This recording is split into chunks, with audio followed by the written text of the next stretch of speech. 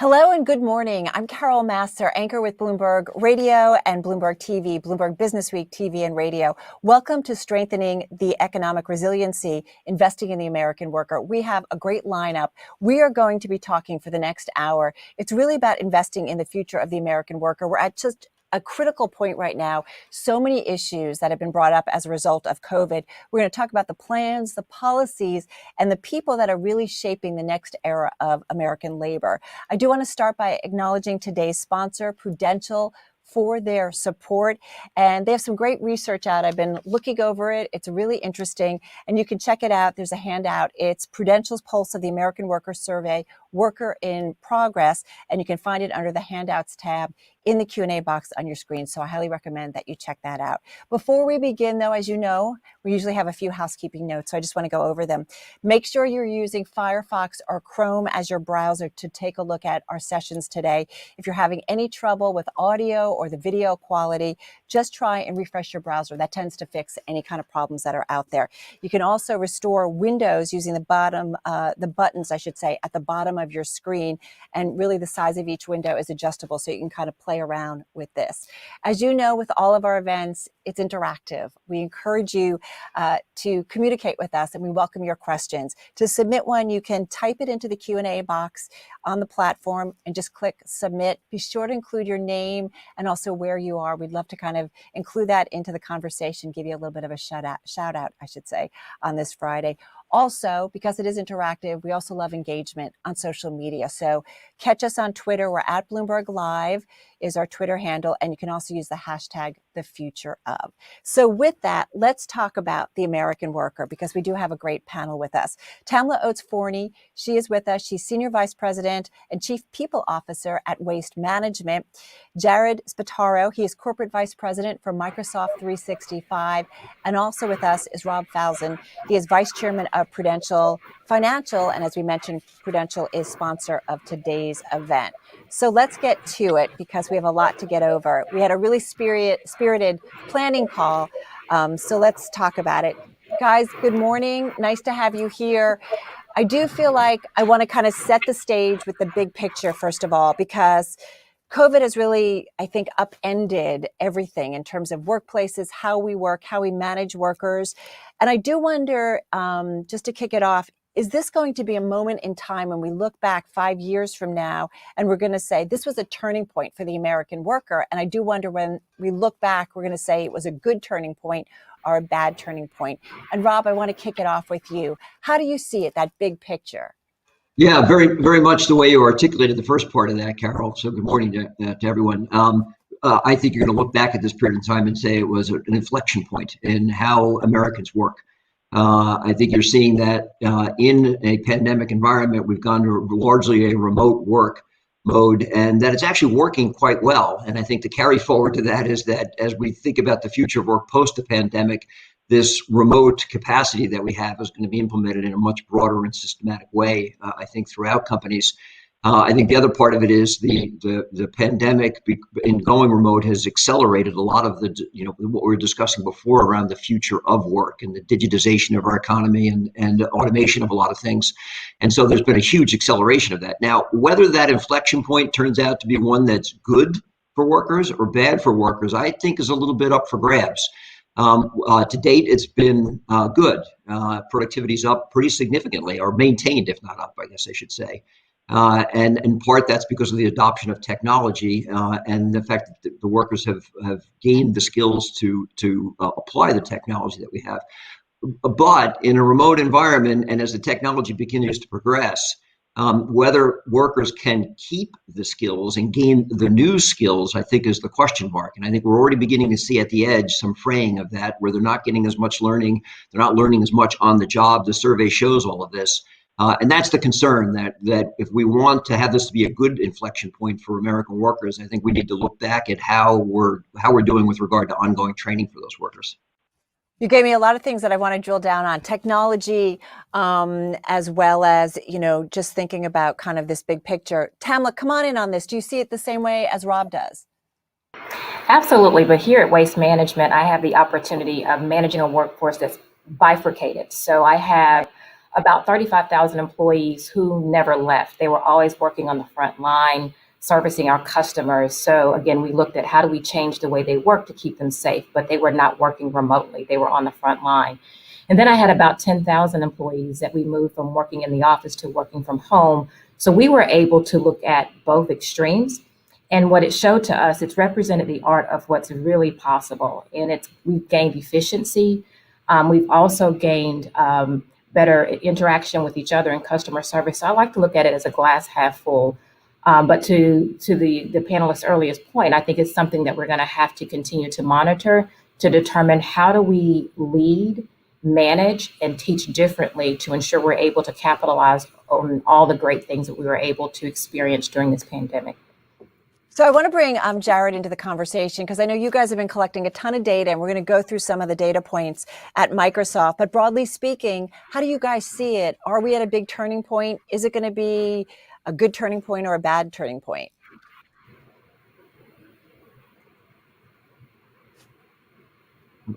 Industrial era and the beginning of the truly digital era. We have been digital for a long time, but it has been digital in part. And so now I think we're starting to see everything go digital. In many ways, the first wave of digitization that happened in business was kind of taking paperwork and turning it into ones and zeros. Now we see all work, all interactions being forced to this idea of becoming digital. Now to the point of is it going to be good or bad? We think that depends on us. We've got some interesting data points that indicate that there definitely are challenges, but also silver linings. So as an example, in some surveys that we have done, we found that about 30% of people worldwide right now say that the pandemic has increased their sense of burnout at work. And that's a real concern for us. A third of remote workers, so folks who are now working remotely in their homes, are saying that the lack of separation between work and life is already negatively impacting their well-being.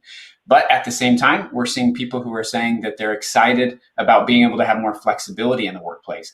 82% of managers say that they'd like to have more flexible work from home policies post-pandemic, and 71% of employees are saying that they'd also like to continue to work from home after the pandemic. So we tend to see it as, having challenges and silver linings. We think that how all this works out is kind of up to us, which is very exciting. We think we can band together and find the good and capitalize on it.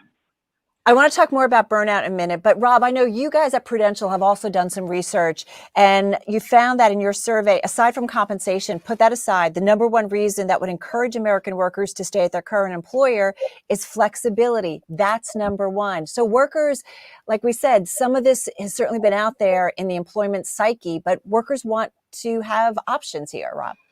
Yeah, very much. And to the point Jared was just making, I think that, you have to separate employees' experience between the pandemic and remote. The experience of working remote has actually been quite positive. And that's the part I think that will carry forward. The pandemic has been awful. And it's only because we've been able to work remotely. But to Tamara's point, not all employees, but service sector and office employees have been able to work remotely. That's been able to balance out some of the stress that's been caused by the pandemic. And, our own survey showed that 70% of the people that we surveyed felt as if the remote work was relieving stress that was otherwise associated with the pandemic. Now you've sort of opened Pandora's box in that before this, in our own employee force, so I'll give you that statistic. 21% of our employees indicated that, or not indicated, 21% of our employees before the pandemic were working either mostly or entirely remotely, so 3 or more days a week. In our surveys, 75% of our employees said that they would like post the pandemic to be working 3 or more days remotely. 92% said that they want to work 2 or more days remotely. And when you think about remote, I do think it has 2 dimensions to it. One is a locational dimension, but the other is a time dimension. So it's the flexibility to be able to balance your work lifestyle around the needs at home and still being able to deliver at the workplace and maintain productivity. So I think that both those elements are going to need to come into sort of what the workplace of the future looks like. Tamla, you guys, I feel like you at your own home have kind of the ultimate example of somebody who's been working from home. Your husband's been working from home for 10 years, but you say that experience versus what he's going through during COVID, it's different. Yeah, it's quite different because prior to the pandemic, he had the flexibility to go out and engage and do different things with people. And then During the pandemic, he was stuck at home with me. So life as he once knew it changed. So I think that once we get through the pandemic, and I'm optimistic that we will, that I think working remotely, not necessarily at home, but working remotely will be more enjoyable because things would have opened up and they'll have the opportunity to do different things. But it was different for him and for me because I'm used to being in the office all the time. And so spending 8 to 10 hours a day at home with your spouse and both of you working and staying at home that much, it tested a lot in terms of our love for each other, but we made it through. But yeah, I think it's going to change once things start to open up and people will not only have the opportunity to work from home, but they'll be able to work from anywhere. And one of the things that we did at Waste Management during this process is constantly engaged employee sentiment, right? I think workers are going to have more of a voice in terms of how the workplace, and their schedules take shape. So I would just encourage companies to continue to pulse the employees as we go through this journey and evolution. I do wonder for the American worker, and let me follow up with you, Tamala, because I think you have a bifurcated workforce. I've talked to employers who do, where some have back office operations. They could work from home or they can work from home remotely in the future. But you've also got people who have to be out in the field. Does that create tension, though, potentially in the American workforce going forward? Those who can accept jobs where it gives them some flexibility, and there are those who cannot. So what I would say, we're looking at providing flexibility for all employees. And what that looks like is dependent on the job. Flexibility in the office is different from flexibility if you're working on the front line and driving a garbage truck, right? And so, but what we're trying to do is honor the integrity of providing flexibility for all employees, but it may look different. And so we're looking at that across the entire enterprise. So we're trying to treat people equitable.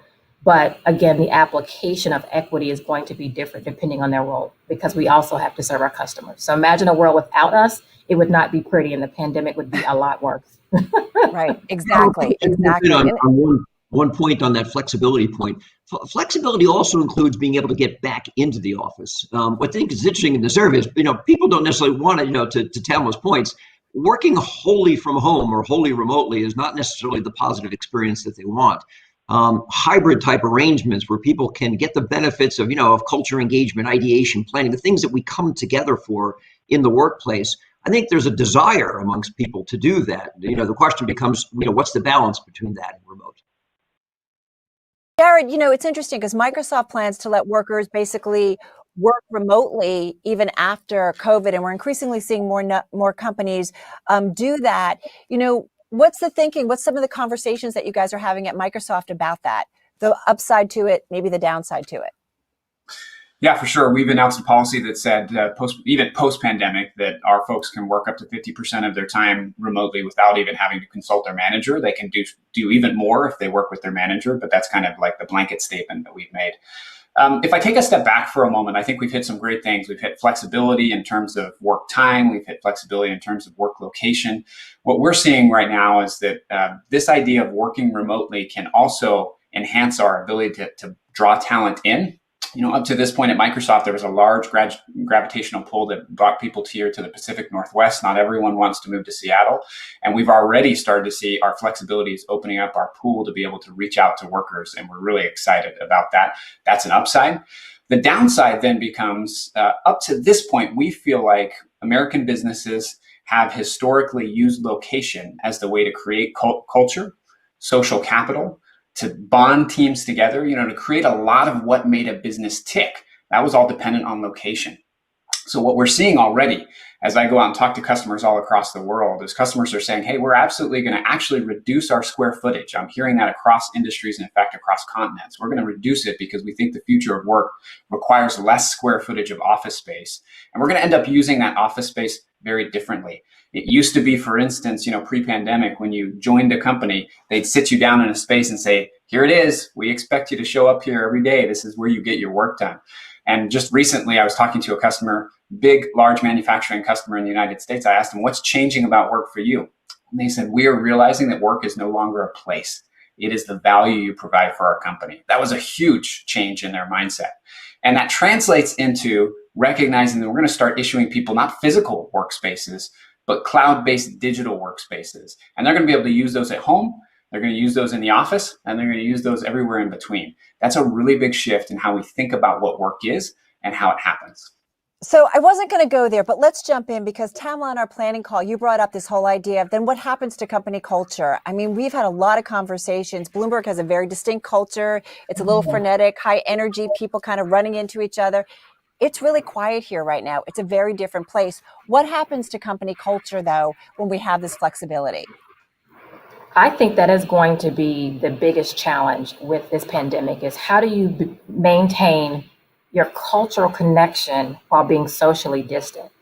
And I think the thing that we are going to be focusing on is telling the story of our culture through our employees. And so employees will still have experiences. And I think it's going to be incumbent upon us to highlight those experiences that help underscore and further accelerate who we are as a company and our culture. So I think we're going to have to be more intentional about that. The other thing I would say, I think the hybrid model for us is going to be very important because we do want people to come in for culture connections, if you will, and also for training. And I think we have to be deliberate about that. We're also going to have to be deliberate with our managers and leaders in terms of how they lead, how they engage, and how they motivate differently with either a bifurcated workforce or remote workforce. And so there's going to be a lot of leadership lessons and training that we're going to have to go through to make sure that what's so special about this company remains. And it's very relationship oriented. And it's hard to establish relationships when you're working remotely. So again, we want to be intentional about making sure we maintain the culture and telling the story of our culture through the examples of how our employees are living and working every single day.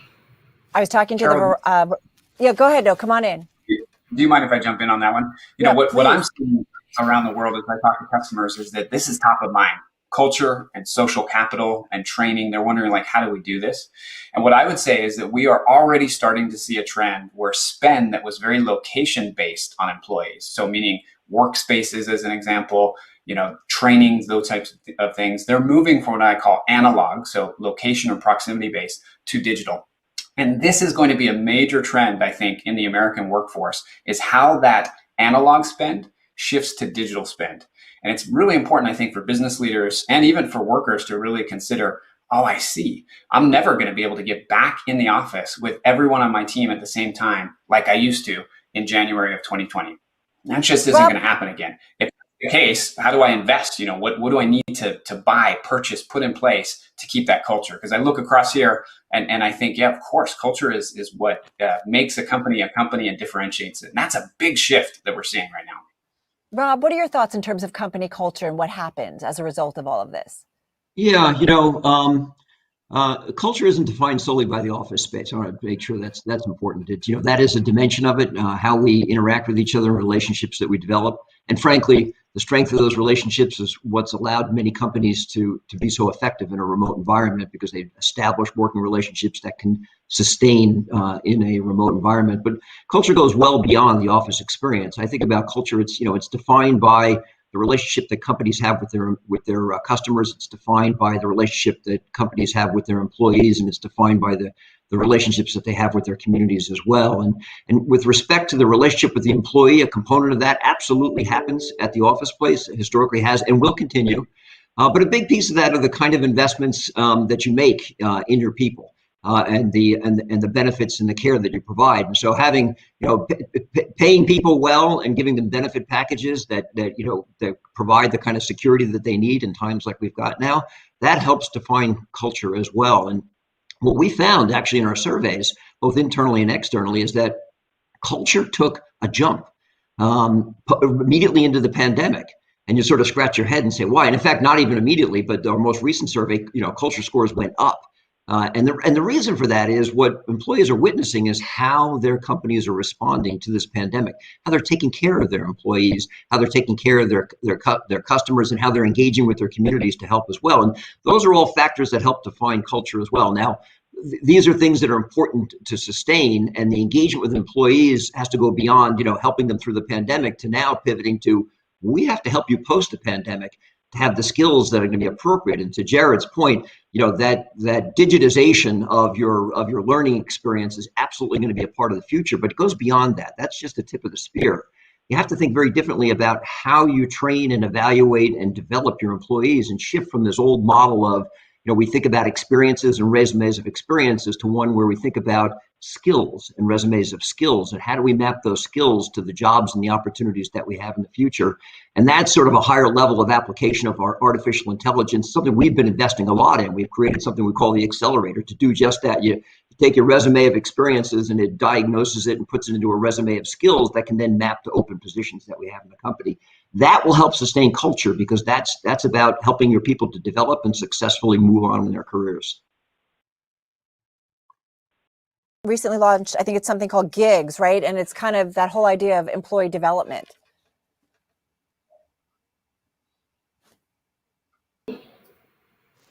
There we go. We got your audio. Fantastic. So yes, I was going to comment on a couple of things. One, in terms of, how we show up in times like these. And, when the pandemic first happened at Waste Management, one of the things we did to underscore what was said is we protected not only the physical security of our employees, but the financial security. So we guaranteed pay during the pandemic. So that was one thing. And then we tested a couple of different things. So to your point, we launched a gig program in the people organization, whereby we had people practice different things, focus on different projects, learn different skills, work with each other. And that has proven to be very beneficial, both in terms of development, but also as a surge resource, and something that we're going to leverage across the enterprise, because it's paid dividends, if you will, in terms of engagement in a virtual world, development in a virtual world, but also getting things done. And again, during this pandemic, we've been able to test a lot of things, and it's really represented the art of what's possible, things that we're going to take into the next year. I mean, this is really important, because it is important that employees are able to learn new skills, move on, move up in terms of the corporate ladder. But it's also about, and I think, Rob, you might have brought this up on our call, it's about, American workers staying competitive in a global marketplace.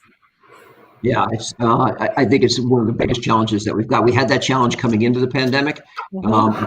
In an ironic sort of way, helped to a certain extent in the acceleration of skilling and adoption, as we've talked about, of digitizing our processes. But coming out of the pandemic, we've got that same challenge in front of us. As we've got this gap between the skills that many of our American workers have today and the skills that they're going to need to compete for the jobs that are required tomorrow.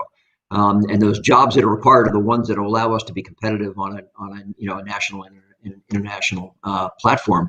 I think it's the optimal outcome here is one where you're able to fully deploy your talent. I mean, you sort of think about the equations to economic output, right? It's around labor and it's around capital. And if we don't fully utilize our labor, we're not going to be competitive on a global scale. And so we need to invest in talent, invest in labor to give them the skills that they need for the jobs of the future. But there's a gap today, and we need to be addressing that gap.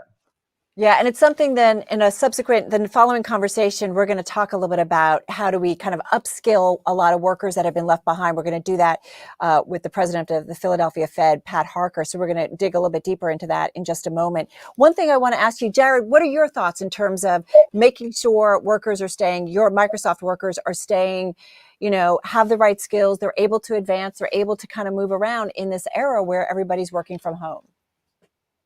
Well, certainly the pandemic has accelerated a lot of trends we saw pre-pandemic. One of those has been the digitization of skills required to do jobs. And I would point out here, sometimes we think about that just simply as information worker jobs, meaning you go into an office, and that's not true at all. We actually see people who work on the front lines and are representing their company in all sorts of different ways, whether they're driving a garbage truck or they're, creating, an experience for someone who visits a restaurant. We think all of these jobs are going to increasingly be more digital over time.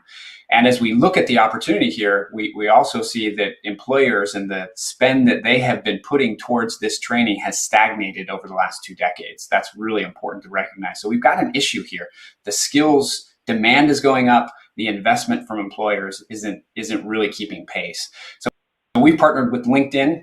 And we think it's important that we all kind of do our part in the economy. And just this summer, we announced a program where we're targeting 25 million workers globally to try and help them skill up. We've used the LinkedIn economic graph to try and help people understand where the demand is growing, what types of jobs are seeing increased demand. And then we're providing online training that they can use to skill up and actually get certifications. And I'd say, there's a lot happening. If you're reading the Wall Street Journal this morning, there's a couple of articles about this idea are we starting to see the end of the relevance of the 4-year degree? I think that we're just in the moment where we're starting to see an explosion of opportunities for learning and skilling that's going to change the face of how people educate themselves and stay educated. So we're really excited both about the LinkedIn program and just about the way this is going to change the options for people.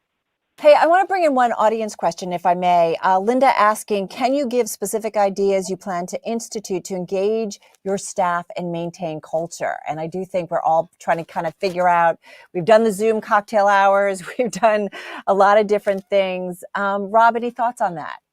Yeah, I presume the question relates to what you'd be doing in a remote environment. Obviously, there are lots of things we can do once we get to the other end of this pandemic. Right. Maybe with the recent announcements, that'll be sooner than many of us were thinking before. But yeah, what we find is actually what it really requires is just a higher level of personal engagement. Unfortunately, that means longer days for many people. I know in my own daily planning, I have a lot of time that's budgeted to one-on-one reach outs with individuals, and then what I call hallway conversations, so a dozen or so people at a time.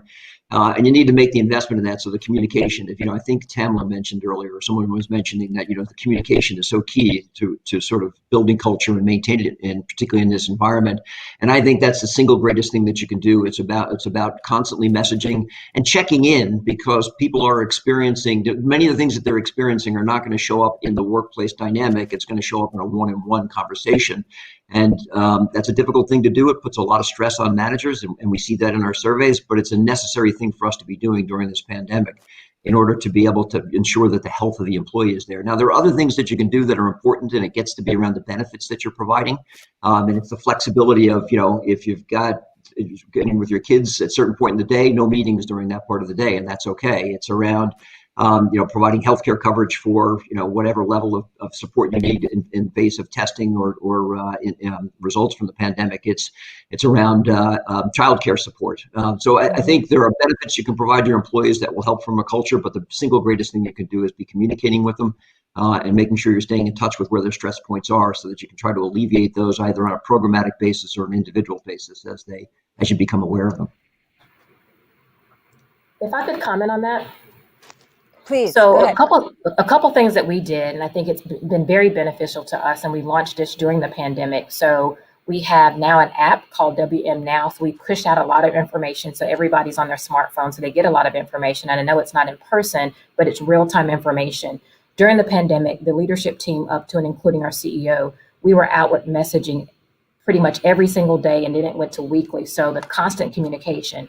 And something that I started prior to the pandemic, but paid dividends during the pandemic, is a weekly Tea with Tamla call that I host with all 400 or 500 of my team members. And that has been really, really effective. We started it before the pandemic, and it kept us engaged during the pandemic. And so even though we're in this virtual world, I would like to think that leaders are able to reach even more people virtually than they are in a hallway conversation. Not that the virtual conversations negate the hallway conversations, but I think I now am able to reach 500 people versus maybe 20 people in Houston.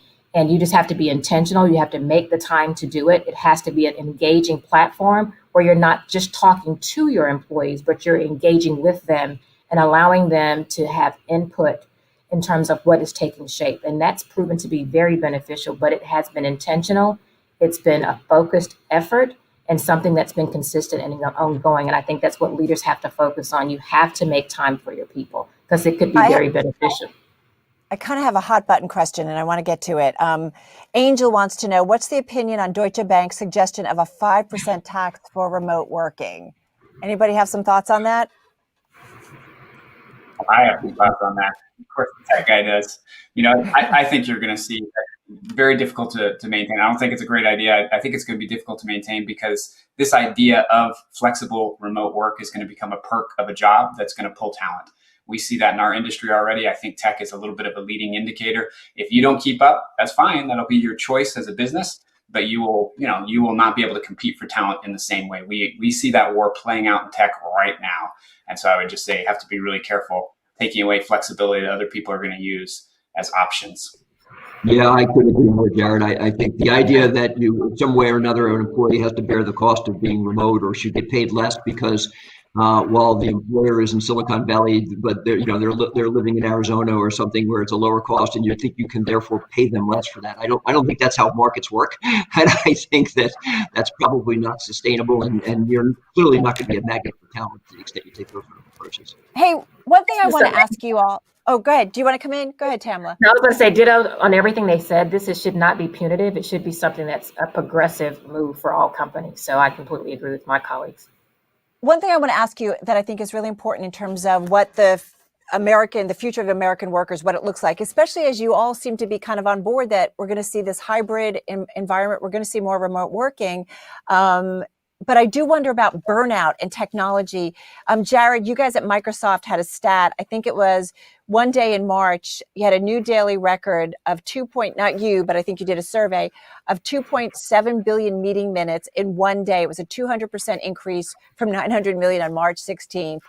This was basically, surveying people on your work, on your platforms. You're also seeing people, it's up 200% on weekends. So people are working at all different times. In Silicon Valley, they do that. If people want to work on the weekends, I've been to, Pixar, and people go out and play ball for a while and then they work at 1 a.m. There's a lot of flexibility. But how do we, Jared, let me start with you. How do we make sure we don't have burnout among our employees, especially if we increasingly are working remote and that the lines between work, and your home life are kind of fuzzy?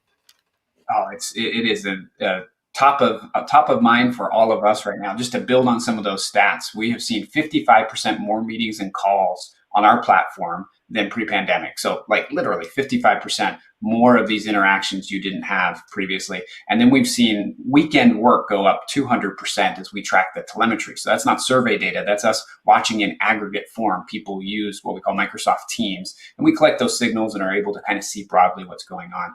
We have kind of an interesting set of research that we've been trying to do. And one of the things based on that research that we've done might seem a little counterintuitive. We've actually reintroduced the commute. What I mean by that is we did some work within one of our labs to test this idea of using a bot that would help you ramp up into your day, kind of a virtual commute, and then ramp down out of your day by asking you questions. What are you going to get done this today? Are you ready? Do you have things all in order? What did you get done? What's tomorrow going to be focused on? Even though that sounds funny, this virtual commute, what the research is telling us as we go out and kind of combine that telemetry with us actually watching how people work, is that things like a commute, buffers that help you get into your workday, then create some space and get out of your workday, actually improve productivity. In that particular study, for instance, we found that 61% of the people felt like they were instantly more productive with this virtual commute. And on average, productivity for them went up between 12 and 15%. So it wasn't just a couple of percentage points. So we feel like we should follow the science here when it comes to burnout, what we can do. And we're just doing our best to be students of the moment and to recognize, yes, burnout is a real thing. It's happening. Largely, it's happening because people's schedules have been upended. We've got to help them create kind of new ways of compartmentalizing the work that they do, because it turns out working more hours doesn't mean you'll be more productive. So a little bit counterintuitive. Let's reintroduce the commute. That's one of the things we're up to. Yeah, right, Carol, can I jump in on that? Please. Yeah, so our survey showed that on average, people were commuting an hour a day that saved time, and also showed that about 60% of that they've reinvested into a longer workday. And so the harvesting of the commute has not been to their personal benefit, but rather to working longer. The other statistic, I forget exactly what is, well over half of the people surveyed are saying that to Jared's point, the boundaries of the day, the beginning and the end, have evaporated. And so, the commute used to be the way you marked sort of the beginning of the day and the end of the day, and it's not there. So I think there are interesting ideas about what you do, but that's one of the things I think the answer can't simply be more digital engagement, because that only heightens the stress. I don't know about you guys, but at the end of the day, I'm tired of seeing all of you on the screen. I'm tired of this. I'm tired of this. I know. I want is a virtual cocktail hour, because I just want to be off the screen at the end of the day. Yeah. I really do. And so those are the kind of things I don't think work. Now, mandatory no meetings during lunch, mandatory Fridays no meetings, mandatory no meetings before a certain hour. I think we need to help employees reestablish boundaries to the day when you're in a virtual environment. And I think the communication clearly is the first and most important thing you can be doing, but you also have to help people, because the reality is they're not being successful at managing on their own, and we need to give them tools and actually guidelines that can help them to be more successful. Just one thing to put a pin in this, I would say, is as leaders, we have to role model the behavior we want to see. So if we're saying that you need to take more time off and you need to do these things, we need to be able to role model that. They need to see it in us, because if they can see it in us, then they know that it's acceptable. And then I think that we also have to be in tune to how our employees are showing up, right? So when we see that they are burning out, that they haven't taken vacation, as leaders, it's incumbent upon us to recognize that and encourage them to do that. But I think role modeling the behavior that we expect from our employees is the best thing that we can do as a leader. Excellent. All right, point. we're gonna wrap it up. I just want you guys to finish this thought for me. Jared, start with it. The fate of the American worker is what? Based on our ability to be adaptable, I would say it is adaptability. If I could put one word to it, we're going to have to recognize there are awesome opportunities, certainly challenges, awesome opportunities that are ours for the taking. I have great confidence in the American worker, because that's what we do as a nation. We are adaptable, and that's what I hope to be here. All right, Tamla, the fate of the American worker is? In our hands. It's nice. in our hands. Short and sweet. And Rob, why don't you wrap it up? Yeah, How do you?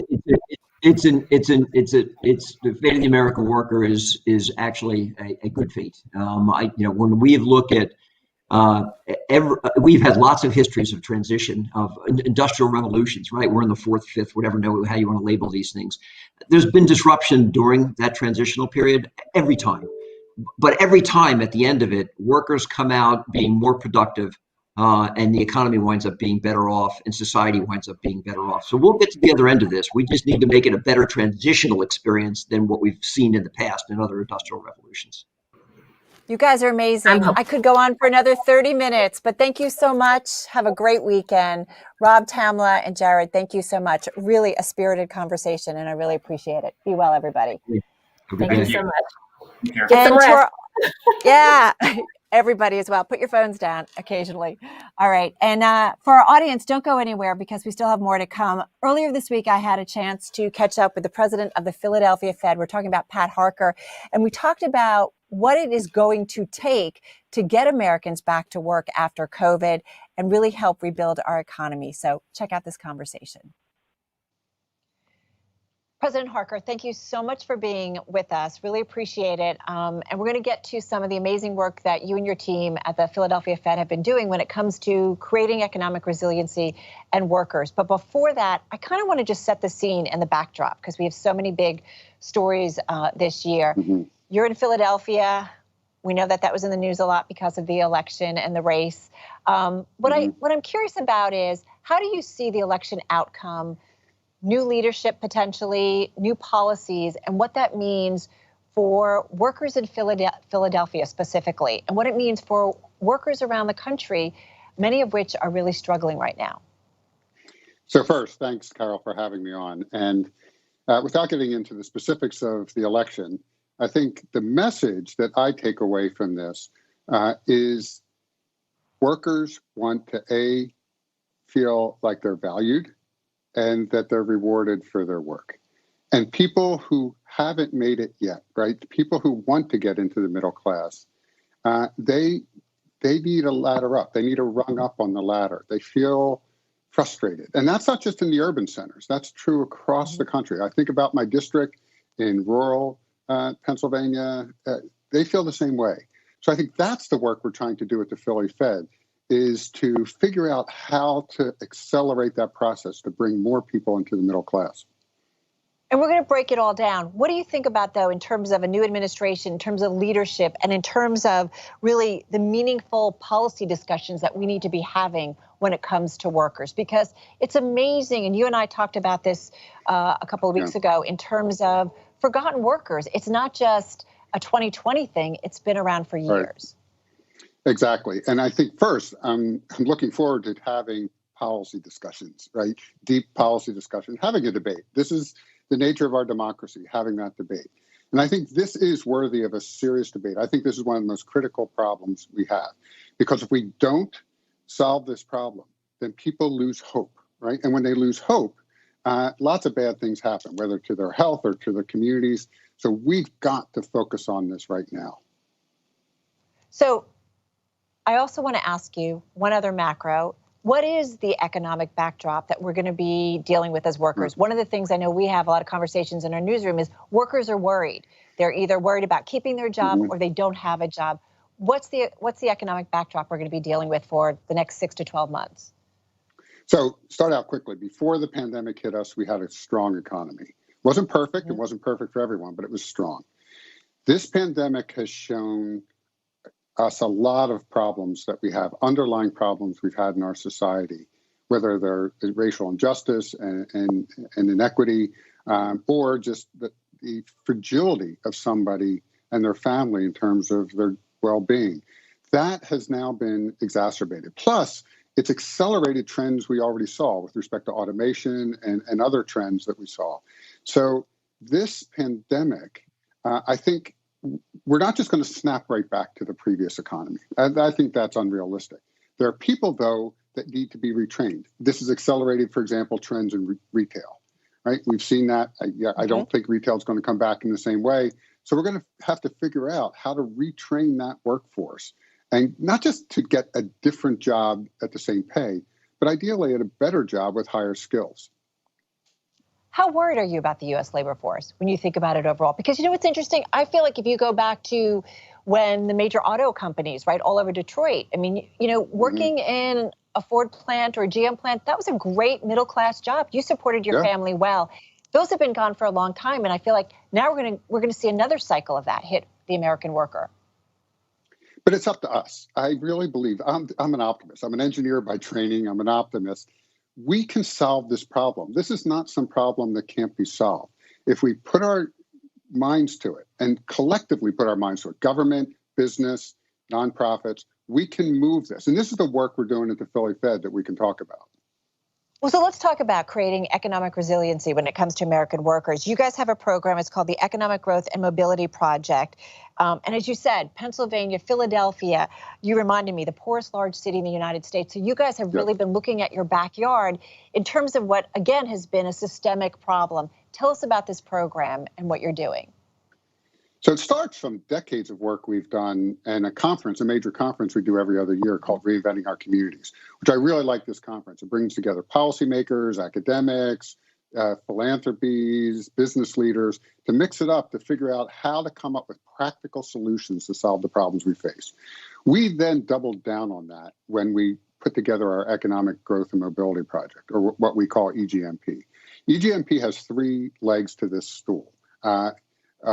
How to create a more resilient economy. One is creating good jobs, what we call opportunity occupations, jobs that pay above median wages, i.e. middle-class jobs, where you don't necessarily need a 4-year college degree, right? Pathways to success that don't necessarily require a college degree. Second is innovation in skills training. And then third is, I broadly characterize it as infrastructure.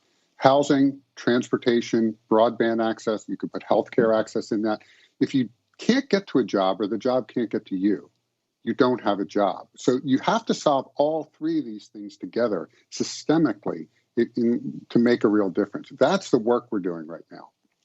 Well, that's what, you know, even just that whole idea of infrastructure. You gave us an example when you and I talked, getting ready for this conversation about, you know, there were jobs, but people just couldn't physically get to them. Yeah, so the EGMP program has research on those 3 stools. And then we have what we call research and action labs. And these are deep dives into a community on a problem in that community, but we think it's a problem more broadly.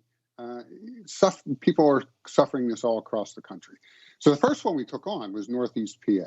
Northeast PA, the Scranton, Wilkes-Barre, Hazleton area.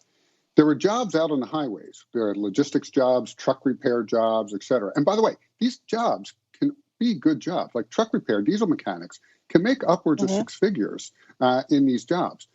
But the people, low-income people living in, say, the city of Scranton, didn't have cars to get to those jobs, particularly in second and third shift.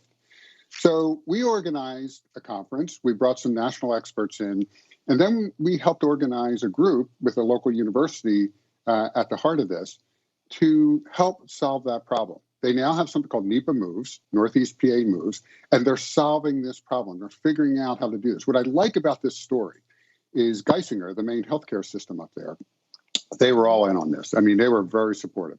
But then they realized, it's not just about jobs. If somebody misses a doctor's appointment, it costs us $70 when they added up the cost. And then they figured out it's worth it to us to help that person get to that doctor appointment. So they created a system where they help people get on transit to get there. And if there's a last mile or miles that need to be closed, they close it with an Uber or a van. That kind of creative thinking is what we need to spread across the country. It sounds like, too, that public-private partnership, this is an important part of all of this. Is that fair? Yes, absolutely. Absolutely. And the second one we're doing with respect to our Action Lab is around workforce development. A major tech company in Philadelphia partnering with the Government Job Training Board to create a customized program to train workers that they need. And what's different about this, and we think this is the first of its kind in the U.S., is that firm is then reimbursing the government entity for every successful hire, success being successful on the job for several months. That's never really happened before. Here's a true public-private partnership where it's not just in words, it's in the action and putting money on the table to help accelerate this process. How did COVID impact all of this? Because I think about pre-COVID, we were looking at a really strong labor force. We didn't have enough workers out there. Yeah. So how has COVID exacerbated this situation? What kind of setback has been, given to American workers as a result of it?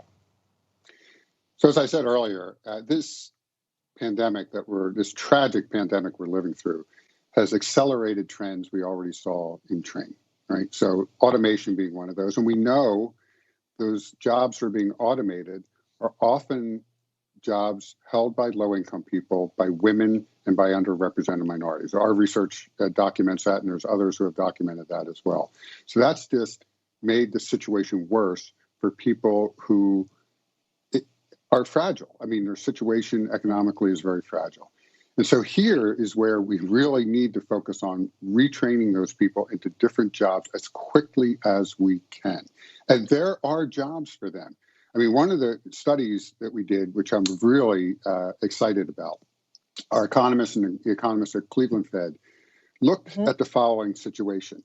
They said, take a low-skilled job that may be going away because of automation or because of the pandemic, say travel and tourism or hospitality.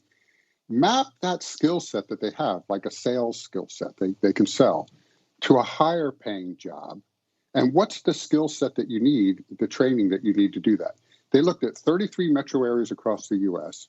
and roughly half the jobs they could match from one skill set to a higher skill set with an average increase in salary, annual salary of $15,000, a 49% increase in salary. So this is real. That's the opportunity if we just work together to make this happen. I looked at that research. So you're talking about, you may take bakers and they become butchers and meat cutters. You take electromechanical technicians, they become electrical and electronics engineering technicians. You take receptionists and information clerks, they become medical secretaries. It's so easy, right? It's a similar skill set, but the financial income benefit is huge for these people. Right. And what we need to stop in the skill workforce training business, there's a phrase that people use called the train and pray model. And the train and pray model is basically, we think this is the skill set the market needs. We're going to train them and then we're going to pray that they get a job. That we need to break the back of. And this is where public-private partnerships like the one I just mentioned with this tech firm, really important. They have worked with the training entity to design the program, and they will hire everyone coming out of that who successfully completed the training because they know the skills that they're getting because they were part of the design. We need to break down these barriers between the public and private sector to make this happen. Well, I think this is a really important point. You and I talked about this because I said, does everybody need a college education? And we talked about Europe in terms of, tradespeople, right? I mean, that is a great job. You can support your families, you can make a good income, but something's happened in the United States where I think, and this is the onus on leaders, that maybe not everybody needs a college degree to do a certain job. Yeah, so this is a funny thing to say. I'm the former president of the University of Delaware, and a lifelong academic. We won't tell them. I was on the faculty of Penn for a long time in academic administration. But so this is an odd thing for me to say, but you're absolutely right. Not everybody needs a college degree or a college degree right away, right? You may get there, but you don't need it right away. And I think it comes down to a very basic fact. I mean, I'm a first-generation college kid from a family of steam fitters and pipe fitters. And they were good middle-class jobs. And they were jobs that were honored in my community. These were people that, were recognized and admired in the community. We need to get back to that. We need to honor those trades. We need to honor that work. And this comes down to when you talk to parents. We've sent the message too long in this country that the only path to the middle class, the only path to success is a college degree. And people have bought that. I mean, and understandably. Now, is a college degree a path to that life? Yes, but it's not the only path to that life. And not everybody is designed for that. Not everybody, it doesn't meet everybody's needs. So I think we need to break the back of that thinking and really honor the trades, honor the skills. And you think about it, I have a friend, an old neighbor, who's my electrician. He runs his own business. He's an entrepreneur. He enjoys running his own business. So it's more than just the skill. It's being able to live the life you want to live. We got to get back to that. Now, again, and you think about college right away. Well, there are certain companies. There's one company in the Philadelphia area that through their apprenticeship program, apprentices get credit at a local community college. And then one guy I met there, he finished his associate's degree, and then they saw him as, potential for a supervisor. So he's now finishing up his bachelor's degree, all being paid for by the company. Again, there are different pathways. We have to stop this path of everybody goes from high school to college and life. It just doesn't work that way. So one thing I want to ask you, because the work that you did and you guys at the Philly Fed, the importance of an equitable workforce recovery, we are at this kind of interesting juncture, right, because of COVID. And if I can, I think you gave a speech and you said even before COVID-19, racial minorities, particularly Black Americans, had higher unemployment rates, lower wealth, and poorer health outcomes than white Americans. So right now, we have a lot of people who are left behind, but we're at an interesting point where we can pull those people, and especially racial minorities, into a better, having an ability to support themselves in a better way and be part of this system. Right. So let's start with a very basic fact that I think often gets overlooked. If we want the economy that we all think we deserve as Americans, we have to solve this problem of bringing people into the middle class. It's not just the right thing to do morally. It's all good for all of us. That's how we grow. We all benefit, right? We all benefit by doing this. So getting more racial minorities, more women into the workforce with the skills they need to be successful benefits absolutely all of us. And so, but there are barriers to this. There are barriers to this that we need to break down. For example, in the small business world, I'll just talk about the small business world. The one thing we learned, for example, in the PPP program that helps support small businesses, a lot of minority-owned small businesses, particularly those called microenterprises, right, with very few employees, they didn't have access to the PPP program. Why? They didn't have existing banking relationships. Mm-hmm. There are a lot of reasons why they didn't have an existing banking relationship, but we should just see that as unacceptable. And this is one of the areas, for example, in the Federal Reserve System as a federal regulator, I personally am focused on, because I think we can solve this problem. We can help figure out a win-win where the banks can be successful serving those customers, and those customers can be successful. There's just one example of minority-owned businesses that need access to the banking system. By getting them into the banking system, we all benefit.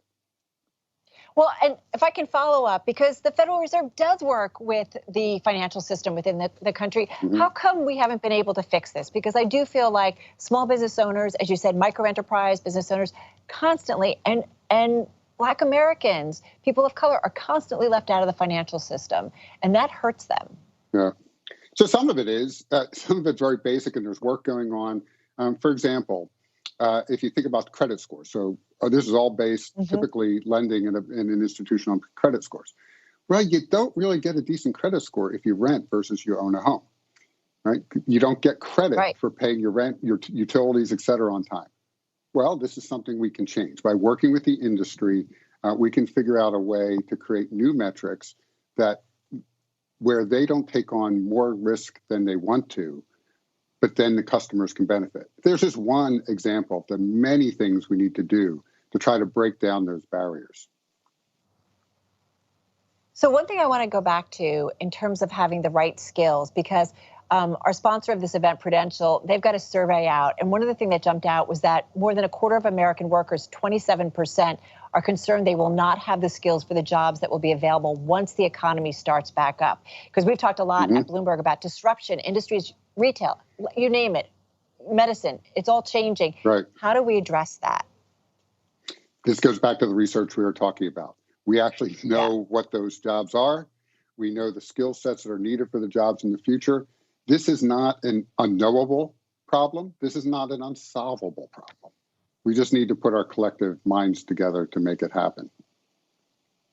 One thing I wonder, too, is, it's interesting because, as you said, this is really an opportune time to kind of maybe think about how we hire people, the skills that are needed. But I do wonder about the stresses that are in the system. There are companies that are just barely getting by. And you're talking about the importance of having the private sector involved. How do we make that happen? Are there government policies that can be supportive, right? We know tax policy shapes, it's why we own homes, it's why we do things. What can we do in terms of policies that make private employees more supportive of the type of workers that you're talking about, that you're working at the Philly Fed to bring into the workforce in a stronger way? Right. So obviously at the Fed, we have to be careful about straying out of our lane in terms of talking about fiscal policy. But that said, I think there are some basic lessons that we can learn. Right. One is economic incentives given by government, say tax credits or others for job training, make a lot of sense. But I believe they have to be targeted in a way that maybe they haven't before, because I would encourage more of these public-private partnerships through those kind of tax credits. Because in doing that, we can get the multiplier effect that we need. That's one. The second area, there are many areas we can talk about, but the second area, for example, is as we're rethinking, along with our fellow regulators, federal regulators, the Community Reinvestment Act and what you get credit for. We've been moving in this direction for a while now. Traditionally, when that started in the 1970s, it was primarily around things like low-income housing. Today, we can think of, for example, if a bank invests in transit in Northeast PA, like we were talking about earlier, to help low-income workers get to a job, that's a credit. It's helping the community. So we need to think more broadly about the kind of investments that get credit under CRA. You mentioned the three-legged stool. What's the successes that you've seen in Philadelphia as a result of the programs and the work that you guys have been doing at the Fed? So it's beginning. I think it's in the early stages. I wouldn't declare success by any stretch. This is going to be it's going to be a process. It's never going to end. Yeah. But what I think the greatest success I've seen is it's starting to change the mindset of what's possible, and is starting to break down these barriers between public and private sector. That, to me, is the greatest win, because if we can prove this concept, and that's the whole point of these action labs, to prove the concept, then we can replicate this all across the country. Well, that's what I wanted to ask you, because we were having some discussions and we're talking about, Americans don't move around, right? Mobility just isn't like it used to be. Yeah. And the numbers, it's down dramatically over the last few decades.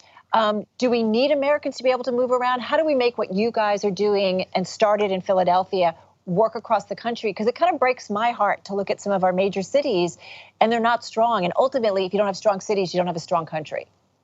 Yeah. So you're right. We have not moved as a people like we used to move. Basically, if you look at the history, once we settled the West and stopped moving to the West, we pretty much settled in. And there are reasons for that, right? I mean, it's parents relying on their parents to take care of their kids, and a whole host of reasons, or taking care of elderly parents. Lots of reasons why this might be the case. So what I think we've learned out of this pandemic is if we can't bring people to the job, many jobs you can bring the job to the people, but they have to have broadband access. They have to. A friend of mine who's in the Midwest has been working on an initiative to create more cyber security jobs in the upper Midwest, where people are, and they have the skills. They can be trained. You don't need to be physically there to do a cybersecurity job. And you don't even need a bachelor's degree to do many of these cybersecurity jobs. We, at Delaware, we worked with the U.S. Army to help create with community colleges in the area the cybersecurity associate's degrees. They're the kind of jobs of the future that you can, where geography doesn't play a big role. So let's start thinking about community by community, what strengths they have there, and how they can invest in those job training programs to get those jobs there. Do you think working from home and what's happened during COVID kind of changes it? As you said, you've got to have access to broadband, you have to have access to internet, but can that, in a big way, bring people into better paying jobs ultimately? Oh yeah, I think that's possible. Again, but we have to do this thoughtfully, and we have to make some investments in infrastructure, et cetera, to make it happen. If we don't get this right, if we don't think about economic resiliency, because can we get to economic resiliency with American jobs that really can kind of get through the cycles, get through the shocks? Can we get to a point with our workforce? So it's never going to be perfect. There are always going to be business cycles. We're never going to completely get rid of business cycles. But we can make families more resilient by doing a couple of things. Jobs are one, we're talking about that. But it's also issues like financial literacy and helping people plan for their futures more extensively than they have. There's a whole host of policies that we can put in place. But yeah, I think this is absolutely possible. In fact, I think it's imperative. The economy will not grow unless we bring people up from the lower skill jobs into the middle class. It just simply won't grow. The math won't work. I mean, ultimately, it's not then just workers being left behind. If we don't get this right, it's a country being left behind, especially as I look at countries like China who are setting their policy for the next decade, and they're thinking about growth and developing industries, but we will be left behind as a nation on the global scale. Absolutely. I think this is the challenge of our generation right now, is to fix this problem. And it is fixable. It is not something we can't fix. We can do this. So just to wrap up, and I think about all the leaders who are listening to you right now and probably, taking tons and tons of notes about what they need to do. What needs to be their role? What do we need to do to create a lasting and resilient workforce after COVID? And a diverse workforce where it really pulls in everybody, that's inclusive. What would be your your piece of advice, or things that they need to think about, or actions that they need to take, right? Because we've talked a lot, but what are the actions you take? So I can tell you, I used Philadelphia as an example. The Greater Philadelphia Chamber of Commerce is completely dedicated to this initiative. So reach out to your local Chamber of Commerce. I'm sure they're interested in this exact same question, and they can connect you to nonprofits if you're interested, into other organizations, and just be part of that community and that life through different organizations. I'm just picking the Chamber as one, but I know in Philadelphia, they've been very active in trying to deal with this issue, and not just deal with the issue of resilience, but also with a racial equity lens, bringing people, underrepresented minorities, more strongly into the workforce.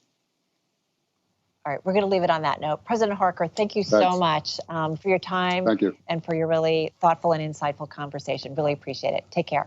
Thanks a lot. President Harker, of course, there.